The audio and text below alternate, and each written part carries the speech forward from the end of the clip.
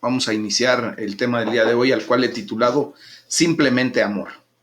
Y bueno, quiero hacerles una pequeña anécdota respecto a unas personas que atienden propiamente un centro de rehabilitación que está muy cerca de la ciudad de Toluca, a las afueras rumbo a el volcán. Y bueno, quiero decirles que a mí me impresionó mucho la persona que dirige propiamente esta institución cristiana para la rehabilitación de drogadictos, alcohólicos, y de alguna manera pues le habían puesto como apodo el jefe. Ya saben que estas personas normalmente tienden a utilizar algún tipo de sobrenombres o apodos. Y bueno, en algún punto tuvimos la oportunidad de reunirnos con los dirigentes de este centro, y pues el jefe nos dio la bienvenida con estas palabras: saludos en el nombre de nuestro Señor y Salvador Jesucristo. Pues ya desde allí empieza una diferencia respecto a muchos centros de rehabilitación que yo había tenido la oportunidad de visitar en aquellos tiempos cuando salía yo a predicar a ese tipo de lugares. Pero bueno, esta persona nos contó que la gran mayoría de la gente que ingresa, pues solamente un pequeño porcentaje se quedan a laborar con ellos porque pues no tienen ya ninguna otra opción, no tienen otro lugar a donde estar. Y pues la gran mayoría de los que ingresan y que después se reinsertan en algún momento a la sociedad, pues vemos cómo les da el motivo a todos los hermanos que están trabajando allí para querer ver cambios en la vida de todas esas personas. El tiempo que Dios permitió que estuviéramos ahí interactuando con ellos, al predicar la palabra de Dios y eso, pues nos llevó a entender nuestro propio deseo, mi propio deseo, ¿verdad? De como cristiano, ver que estas personas pudieran experimentar la redención en Cristo Jesús primeramente, y posteriormente pues la readaptación o la reinserción a la sociedad después de haber sido liberados de todo ese azote de la drogadicción, del alcoholismo. En ese lugar en particular quiero decirles que no era solamente dirigida con una actitud de justicia, sino que verdaderamente era dirigido con una actitud de amor, mucho amor.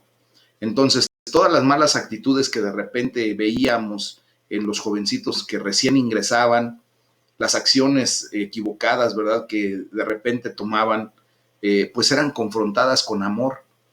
No se habla con palabrotas, no se permite hacer grafitis, se tiene en todo momento un comportamiento respetuoso que los propios internos, las personas que están siendo rehabilitadas, pues están aprendiendo día a día a través de las predicaciones, de las dinámicas que se generan allí.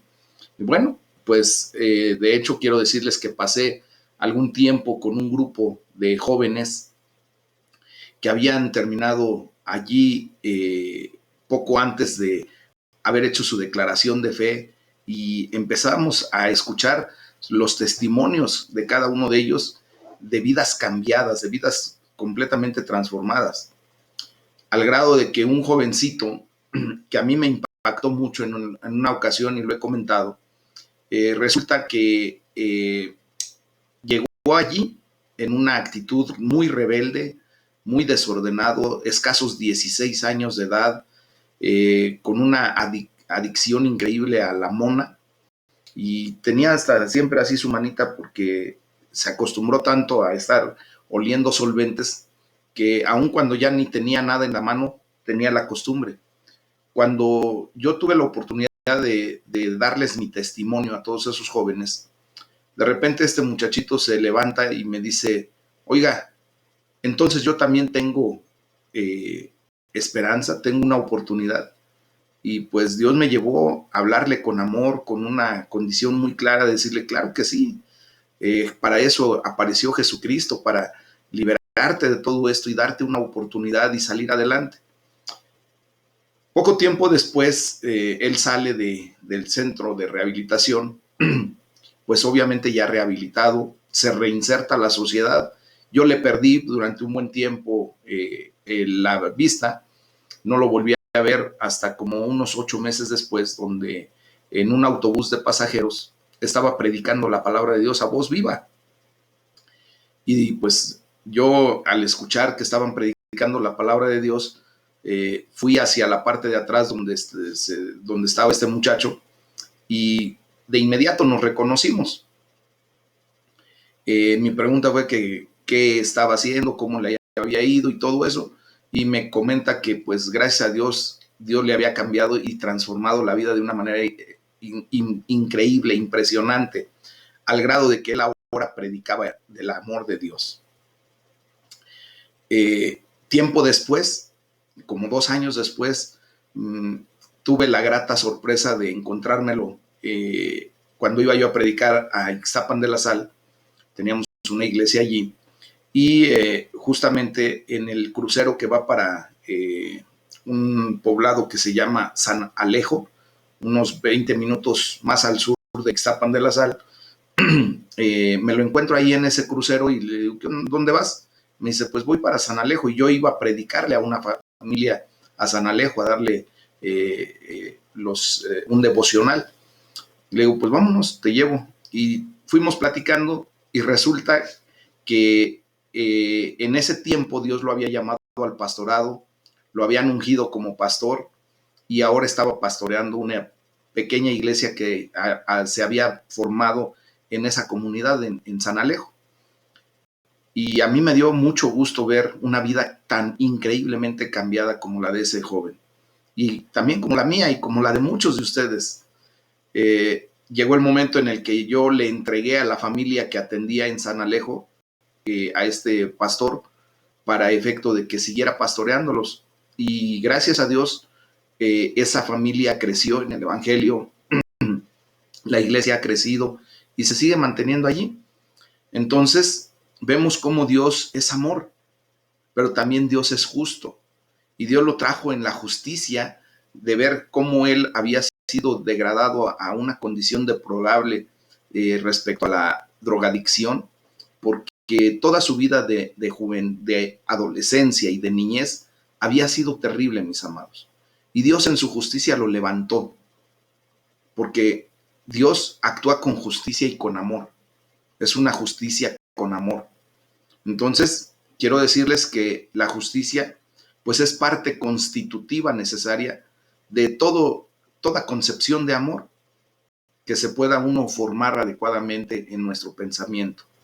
Si tú piensas en el amor, necesariamente también tienes que pensar en la justicia, porque obviamente viene inherente, vienen pegaditas una de la otra palabra. Eso ya lo hemos estudiado en algunas otras ocasiones. Bueno, hoy vamos a estudiar acerca del proverbio número 21, del versículo 5 al versículo 16. Y aquí vamos a ver cómo se entrelazan la justicia y los pobres. Y la palabra de Dios dice, los pensamientos del diligente ciertamente tienden a la abundancia, mas todo el que se apresura alocadamente, de cierto va a la pobreza. Amontonar tesoros con lengua mentirosa es aliento fugaz de aquellos que buscan la muerte. La rapiña de los impíos los destruirá, por cuanto no quisieron hacer juicio. El camino del hombre perverso es torcido y extraño, mas los hechos del impío son rectos. Mejor es vivir en un rincón del terrado que con mujer rencillosa en casa espaciosa. El alma del impío desea el mal, su prójimo no halla favor en sus ojos.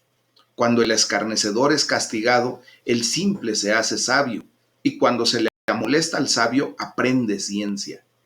Considera el justo la casa del impío. Cómo los impíos son trastornados por el mal. El que cierra su oído al clamor del pobre, también él clamará y no será oído. La dádiva en secreto calma el furor, y el don en el seno la ira fuerte.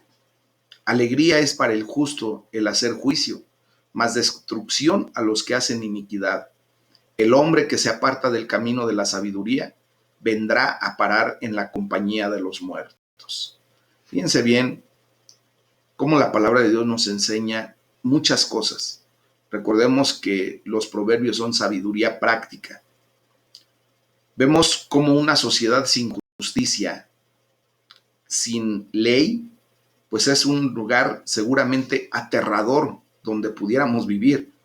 El mal en ese tipo de lugares pues no tiene restricciones y en particular los pobres sufren grandemente.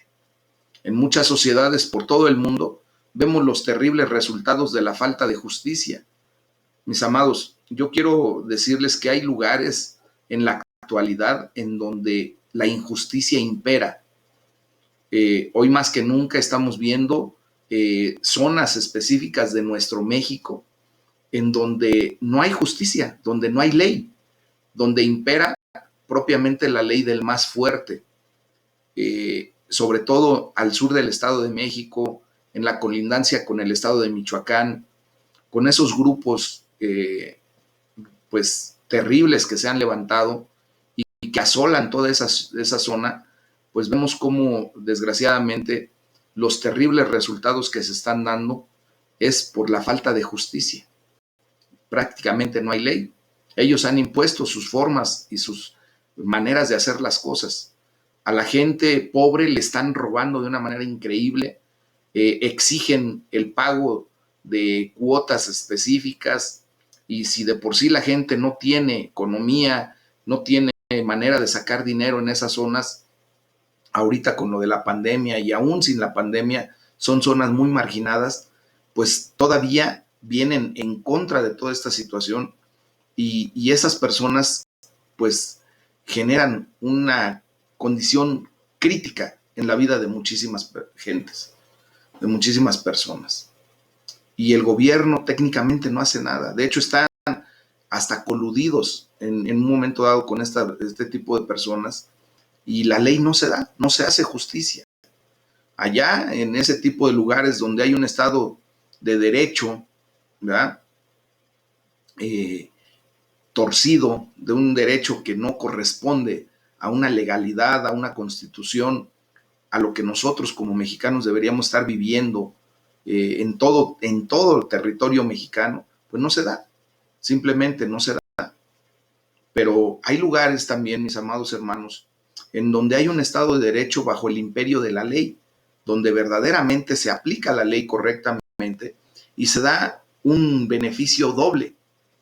¿Por qué? Porque cuando se hace justicia, pues se alegra al justo y también se desalienta y tiembla el malhechor.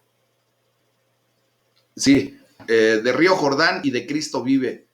Estuve actuando en los dos. El pastor me está preguntando si en uno de ellos estuve primero en Río Jordán y después en Cristo vive un tiempo, hermano, predicando la palabra de Dios. Pero bueno, retomando el tema. La palabra de Dios nos enseña que tenemos un doble beneficio cuando se hace la justicia correctamente. Por un lado se alegra el justo y por el otro lado, pues también con la justicia se desalienta y hasta el malhechor tiembla ante la justicia cuando se aplica correctamente. En la versión del mensaje, dice el versículo 15, la buena gente celebra el triunfo de la justicia, pero para los trabajadores del mal es un día malo. Y efectivamente, así es como se ve. La justicia lleva a una sociedad donde la gente se siente protegida y segura, especialmente los pobres. Una de las razones por las que podemos, ¿verdad?, elevar nuestras oraciones y que sean verdaderamente respondidas, pues es que debemos escuchar el clamor de los pobres y actuar en consecuencia. Orar, ¿verdad?, para levantar a esas personas y mis amados, no solamente orar, sino también actuar en consecuencia. Si tú y yo podemos tender la mano a una persona necesitada, desvalida, desprotegida, hagámoslo. Para eso hemos sido llamados, Recuerden que para la palabra de Dios la pobreza no solamente significa la falta de recursos económicos. La pobreza en la Biblia significa cuando tenemos necesidad de algo, cuando tenemos, ¿verdad? Esa situación no cubierta en áreas de nuestras vidas. Puede ser situaciones de enfermedad, puede ser situaciones económicas, puede ser situaciones de relaciones personales, en donde estamos necesitados. Allí se puede uno involucrar con una persona que estamos viendo que está pasando por esa situación y apoyar. Dice el versículo 13, quien cierra sus oídos al clamor del pobre, llorará también sin que nadie le responda. Amados, hoy creo que es imperante que ustedes y yo atendamos a ese tipo de necesidades, que podamos unirnos en oración para efecto de levantar en un clamor, en una súplica delante de Dios, porque Dios provea, porque Dios supla necesidades específicas. Y la gloria sea para el Señor, porque pues a lo largo de todo este tiempo que hemos estado en los devocionales, hemos visto la mano de Dios actuando en todas las personas por las que hemos estado levantando nuestras oraciones. Vemos cómo Dios responde a cada una de nuestras oraciones y vemos cómo la mano de Dios se mueve en bendición de todos y cada uno de nosotros y de las personas por las que oramos. Entonces, el día de hoy, pues hay que hacer lo propio. Orar porque haya justicia en nuestro mundo, porque haya justicia en nuestra sociedad, porque haya justicia, es más, en nuestro propio hogar. Hoy más que nunca estamos viendo una injusticia terrible en una situación en donde los hogares se están viendo lastimados porque hay violencia intrafamiliar, aún en las casas de hijos de Dios, porque hay desespero, porque la fe está flaqueando, porque no hay una firmeza espiritual. Y entonces vemos todo eso, que hay una injusticia dentro hasta de nuestros hogares. Hay que orar, mis amados hermanos, por aquellas personas que están intentando también traer la justicia a lugares donde la injusticia reina. Es por eso que tenemos que levantar en oración la vida de nuestros dirigentes, de nuestros gobernantes, de nuestros presidentes municipales. Muchos de ellos verdaderamente quieren acabar con la injusticia. Desgraciadamente el sistema está tan corrupto que tienen que entrarle al aro, pero hoy es necesario que nosotros nos pongamos en la brecha y que oremos porque Dios les dé la oportunidad, ¿verdad? Les traiga la libertad para poder implantar la justicia correctamente y que no sean objeto ni blanco de amenazas, de extorsión o hasta de muerte, porque muchas veces nos hemos dado cuenta que desgraciadamente los injustos, esas personas, los malos, pues traen hasta la muerte a las personas que quieren imponer las cosas, atentados efectivamente. Gracias. Entonces, en ese sentido, hay que orar, mis amados hermanos, porque Dios permita que se establezca su justicia en nuestro mundo, en nuestra sociedad, en nuestro hogar. Amén. Esto pues nos tiene que llevar a comprender la justicia y el perdón obligadamente.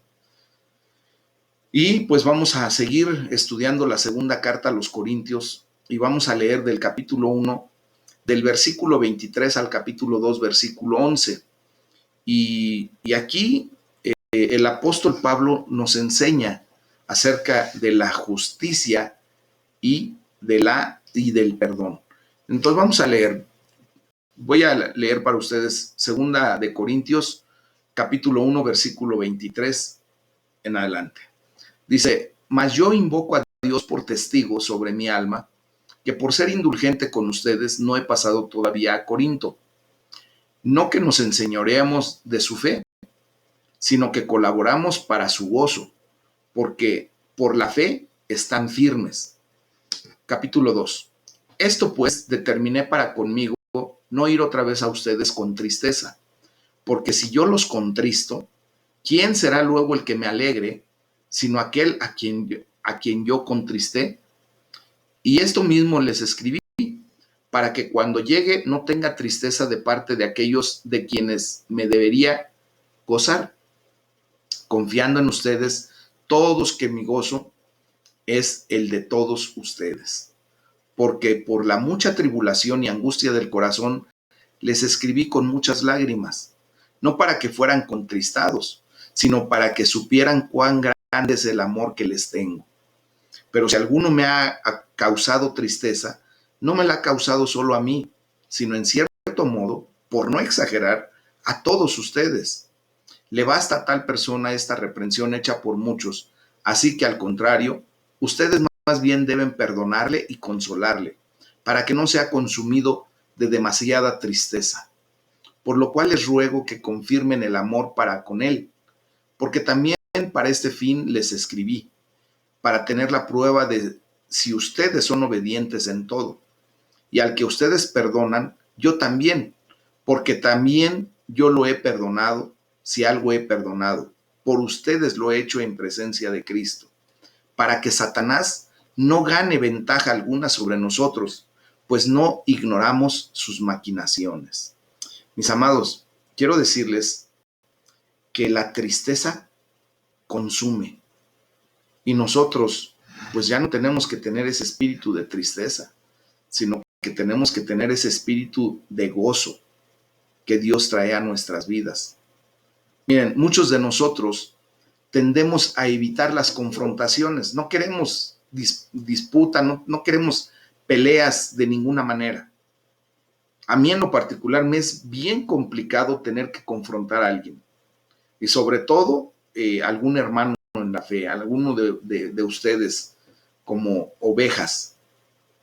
La verdad es que es harto difícil el poder confrontar a alguien.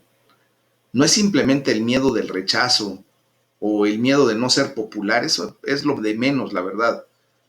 No es el miedo de que se vayan de la iglesia porque les pueda yo llamar la atención. Para mí es mayor el temor que tengo de hacer la situación peor, echando leña al fuego de la ira y el resentimiento, si no sé darle el tratamiento adecuado al comentario o a la represión que tenga yo que hacer. Sinceramente, a mí me gustaría, ¿verdad?, que no tuviera yo que llamarle la atención a nadie, pero pues es muchas veces necesario. Otras personas parecen disfrutar la confrontación positivamente.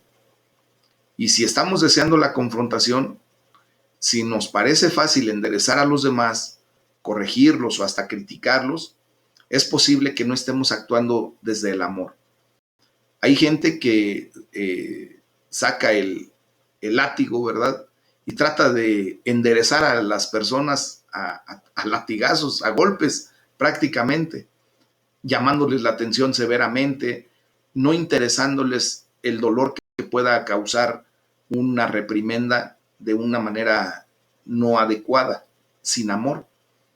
Por eso yo tengo mucho temor cuando me dirijo a ustedes y yo oro a Dios porque Dios me dé la gracia para decirles las cosas sin que suene a regaño, a molestia, a confrontación directa, porque Dios ha puesto amor en mi corazón por ustedes. Y yo quisiera que todos fuéramos pues llevados, ¿verdad?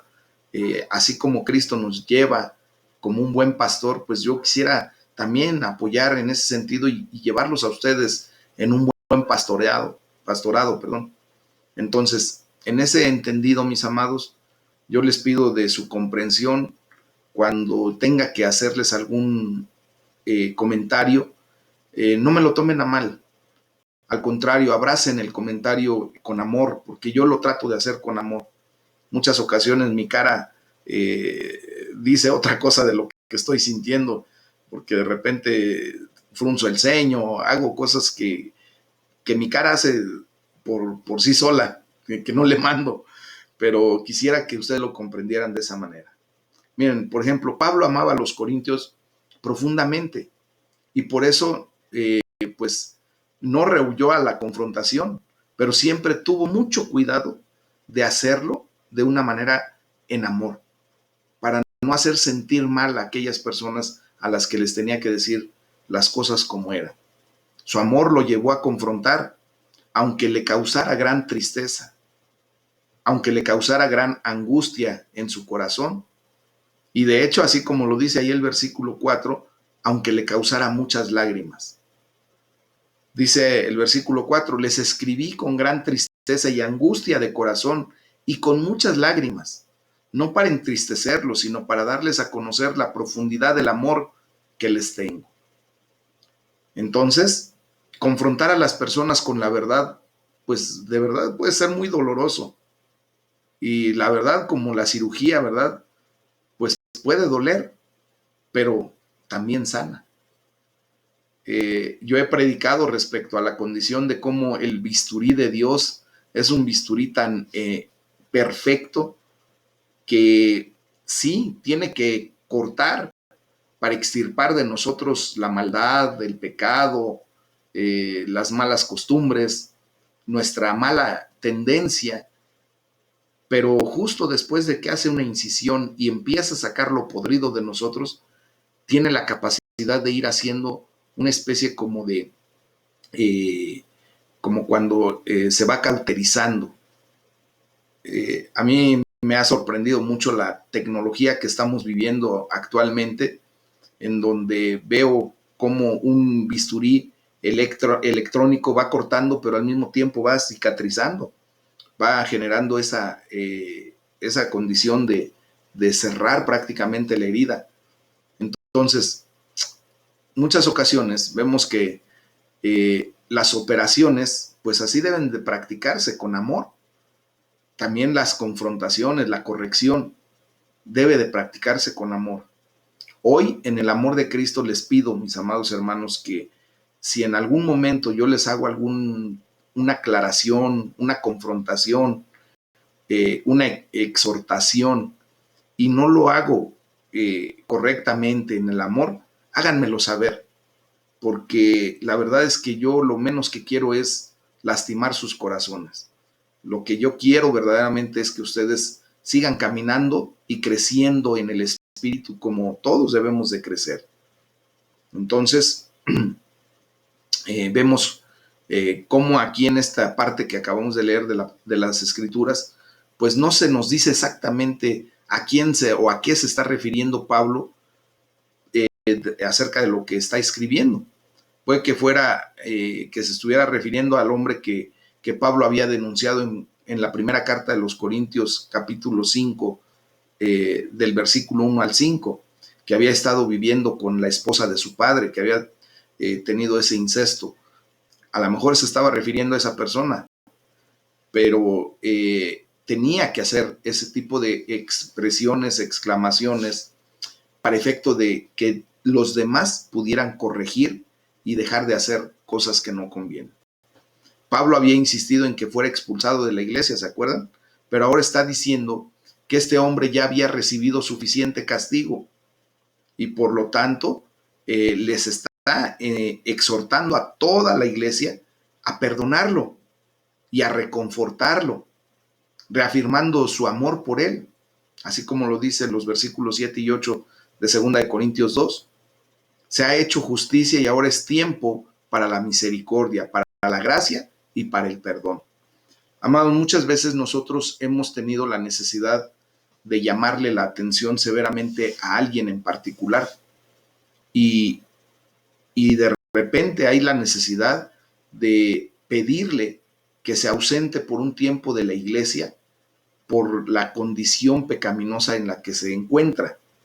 Pero una vez que esa persona viene al arrepentimiento, viene a una condición en donde verdaderamente Dios empieza a obrar en restauración hacia su persona, pues nosotros tenemos que volver a aceptarlo, amarlo y ayudarlo, perdonarlo, para el efecto de que sea completamente restaurado y regresar a los caminos del Señor. Así como nuestro Señor Jesucristo, Pablo es muy pronto para perdonar. ¿Qué nos deja esto como enseñanza? Pues que tú y yo tenemos que aprender a perdonar rápido, inmediatamente. Ese tiene que ser ya nuestro estilo de vida. Que si alguien me ofende, me agrede, por cualquier motivo, razón o circunstancia, inmediatamente yo ya tenga el deseo de perdonar. Dice la palabra de Dios ahí en el versículo 10, a quien ustedes perdonen, yo también lo perdono. De hecho, si había algo que perdonar, lo he perdonado por consideración a ustedes en presencia de Cristo. Entonces, cuando Pablo perdonó, olvidó. La palabra de Dios nos enseña que casi ni se acordaba ya de si tenía o no que perdonar algo. Mis amados, cuando nosotros venimos en esa condición, empezamos a hacer lo que la esencia, lo que el carácter de Cristo nos pide hacer y nos lleva a hacer. Entonces, fíjense bien, voy a hacer una anécdota de una persona que le recordó a la que fue la fundadora de la Cruz Roja allá en Estados Unidos, le recordó algo cruel que le había sucedido a ella hacía muchos años. Y parecía que esta mujer no podía recordar ya el incidente. El que le estaba haciendo el comentario le preguntaba insistentemente, ¿no recuerdas verdaderamente el mal que te hicieron? Y esta mujer calmadamente respondió, no. Lo que recuerdo perfectamente es haber olvidado eso. Imagínense. Entonces, este ejemplo que acabo de dar es algo así como lo que debemos de vivir. El perdón es absolutamente vital para la iglesia cristiana. Es absolutamente vital para nuestras relaciones interpersonales. La falta del perdón, mis amados, es una de las maneras en las que el diablo puede entrar. La falta de perdón abre la puerta a las maquinaciones del enemigo, pero el perdón le cierra la puerta, así en la nariz, ¡pum! ¿Ah? Y así nos lo enseña la palabra de Dios. En el versículo 11, el último que acabamos de leer, dice, para que Satanás no se aproveche de nosotros, pues no ignoramos sus artimañas. Fíjense, en la Reina Valera dice, para que Satanás no gane ventaja alguna sobre nosotros. ¿Qué es lo que sucede, mis amados hermanos? Que cuando nosotros no perdonamos, tristemente le damos mucha autoridad al enemigo y gana una ventaja increíble. Y acuérdense para lo que vino el enemigo. Juan 10:10 es muy claro en la parte A. Dice que el ladrón no vino más que para robar, matar y destruir. Cuando tú y yo no perdonamos, cuando tú no perdonas, pues desgraciadamente le abres la puerta a ese enemigo para que venga a hacer lo que justamente la palabra de Dios dice. Matar relaciones personales, robar la paz, el gozo, la alegría y destruir todo lo que el Señor ha empezado a construir en nuestras vidas, mis amados.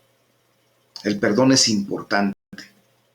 Recuerden que el enemigo ha utilizado durante mucho tiempo una acción que desgraciadamente nos afecta mucho y nos hace caer en la trampa del engaño. Esto ya lo he explicado en algunas otras ocasiones, pero viene al caso. Una trampa que nos tiende Satanás es a través del engaño, de la mentira, porque él es el padre de mentira. Y esa trampa funciona correctamente porque prácticamente para nosotros, en nuestra vista espiritual, en nuestra vista natural, prácticamente no podemos ver esa trampa. Está muy bien escondida, muy bien mimetizada. ¿Ok? Entonces, pone una excelente carnada para nosotros. Esa carnada es la ofensa. Y muchos de nosotros caemos fácilmente en la trampa de Satanás por medio de la ofensa. Y es por eso que ustedes y yo tenemos que ya determinarnos verdaderamente a tener un estilo de vida perdonador. Yo sé que en muchas ocasiones duele de una manera increíble la ofensa, el agravio que uno de nuestros familiares pueda hacernos, y sobre todo los familiares directos, las personas que técnicamente deberían de estar amándonos, cuidándonos, protegiéndonos, y tristemente son las personas que más nos conflictúan. Bueno, pues quiero decirles que la palabra de Dios nos enseña justamente que eso puede suceder. Y para ello, pues me gustaría que abrieran su Biblia un poquito y leyéramos el Salmo número 55, del versículo 12 al 14. Y dice la palabra de Dios, y es aquí en donde el enemigo nos atrapa, porque eso es lo que duele, que alguien que tú consideras la persona que amas, que debería cuidarte, que debería respetarte, que debería de ver por ti, es la primera que te afrenta, la primera que te ofende. Dice la palabra de Dios, porque no me afrentó un enemigo, o sea, no me ofendió un enemigo, lo cual habría soportado. Mis amados, cuando ustedes ya saben que es una persona que se ha levantado como enemistad para ustedes, pues cuando dice alguna cosa, cuando hace algo que pudiera ofenderlos, muchas veces ya agarramos y los tiramos de a locos. Dicen, mira, ya conozco la actitud de esa persona, ya sé que nada más lo está haciendo por molestar, y lo soporta uno, no pasa más nada. Esa trampa la pasamos fácil, porque ya no le damos autoridad a esa persona que se levanta como enemigo contra nosotros. Y esa carnada ya no la comemos, ¿verdad? Dice, lo cual habría soportado. Dice, ni se alzó contra mí el que me aborrecía, porque me hubiera ocultado de él. ¿Cuántas veces posiblemente te ha sucedido que hay una persona que sabes que no le caes bien, que no eres su monedita de oro, y que vas a pasar por donde está, y de repente toma la decisión y dices, no quiero provocarme problemas, ya vi a esa persona que no le caigo bien, mejor me doy la vuelta y me evito siquiera encontrarme con esa persona. Y así sucede, ¿verdad? Pero, ¿qué dice el versículo 13? Dice, sino tú, hombre, al parecer íntimo mío, mi guía y mi familiar. Cuando una persona de esa naturaleza te afrenta, te ofende, te lastima, eso es lo que sí duele. Dice, tú, al parecer el íntimo mío, mi guía, mi familiar, eres la persona que se levanta en contra de mí. Y ahí es donde el enemigo nos ha puesto la mejor carnada, porque ahí sí sentimos ofensa. Mis amados, cuando vamos en la calle, ¿cuántas veces les ha sucedido a ustedes que hay personas ofensivas, agresivas, que va uno en el manejando y no falta la persona de al lado que ya está diciendo tonterías o que ya se cerró? Pues simplemente lo que hace uno, no lo conoce uno, lo deja uno pasar, se frena uno, deja uno que se vaya y no pasa nada. Pero ¿qué pasa cuando es tu familiar, tu esposo, tu esposa, tu hermano, tu papá, tu hijo, el que te ofende, el que te agrede en un momento dado? Ahí caemos redonditos, mis amados, ¿verdad? Dice que juntos comunicábamos dulcemente los secretos y andábamos en amistad en la casa de Dios, con los hermanos de la iglesia. Que porque no me saludó, que porque ya me hizo caras, ya me barrió, como dicen las mujeres. Esa expresión me causa risa, porque ¿cómo que te barrió? Sí, pues te miran de abajo para arriba y eso causa ofensa. Y entonces esa es la carnada que el enemigo usa para que nosotros caigamos en la trampa. Y hay disputas, disensiones, contiendas. ¿Por qué? Porque justamente así actúa el enemigo. Y tristemente vemos, ¿verdad?, en ese sentido, pues cómo la falta de perdón pues trae muchos problemas. Nos genera una situación en donde le abrimos la puerta al enemigo para venir a hacer destrozos. Y vemos cómo en muchas ocasiones este tipo de manifestaciones ha llevado hasta la división de iglesias, ha llevado a la división de familias, ha llevado, hermanos, hasta la ruptura de relaciones personales fuertes, que se consideraban fuertes, de esposos, de padres a hijos, de hermanos. Entonces, no tenemos que ignorar las mañas y las artimañas del enemigo.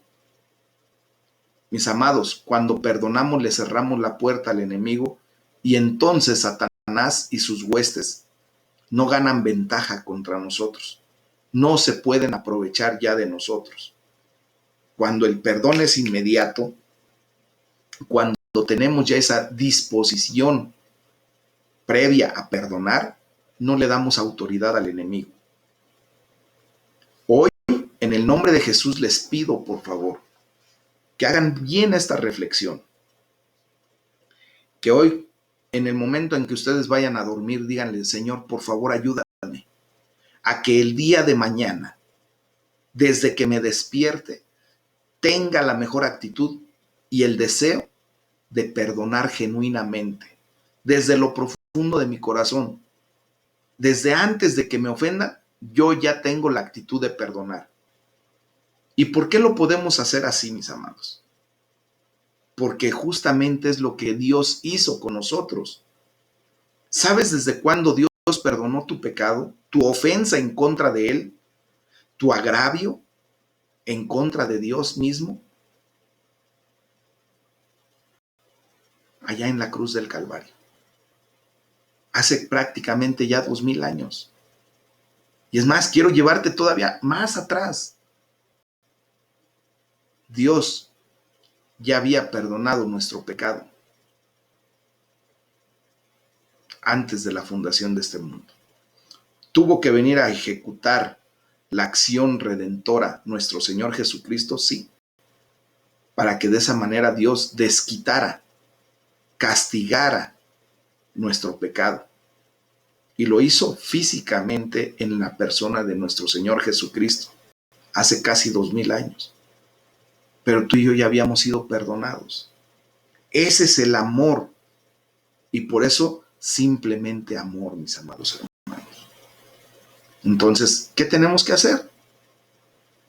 Pues ya, vivir la experiencia de ser perdonadores.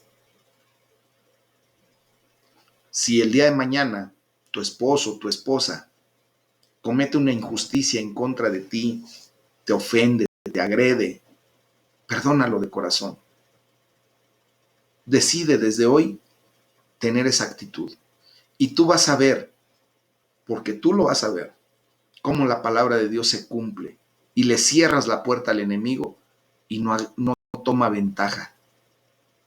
¿Cuántas veces has peleado con un ser amado para ti? Los que estamos casados, ¿cuántas veces hemos peleado con nuestro esposo o nuestra esposa? Los que no, ¿cuántas veces han peleado con sus hijos, con sus padres, con sus hermanos? Y después de un tiempo, con honestidad, volteamos a ver el motivo de la pelea, de la disputa, de la contienda que tuvimos. Y ya después del tiempo, vemos que no tenía ningún valor, no tenía ninguna razón, no tenía el porqué de haber peleado de esa manera. El porqué haberle dejado de hablar a ese ser querido. Porque no tenía autoridad lo que vivimos como para que me perdiera un tiempo fabuloso de poder convivir con mi ser amado. cuando perdemos a un ser querido y el Señor lo llama a su presencia, ¿cómo duele el reconocer el tiempo que perdimos por una disputa sin razón, por no haber perdonado en el momento correcto, por haber dejado que el tiempo pasara y que nuestro enojo fuera más allá de la puesta del sol? Y duele, porque el tiempo ya no se puede echar para atrás y porque ya no se puede traer a una persona que ha fallecido para convivir con esa persona. Entonces, mis amados hermanos, ahorita que estamos en esta condición, no le demos armas al enemigo. Cerrémosle la puerta con el perdón y con el amor genuino. Simplemente amor. Amén. Es el tema del día de hoy, mis amados hermanos. Espero que lo pongamos ya en práctica y la gloria sea para el Señor.